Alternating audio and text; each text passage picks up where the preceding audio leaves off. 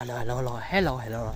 Hôm nay mình lại đi đến một cái bãi đánh cũng khá là ok như các anh em.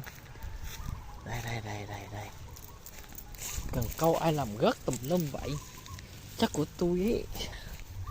Đây.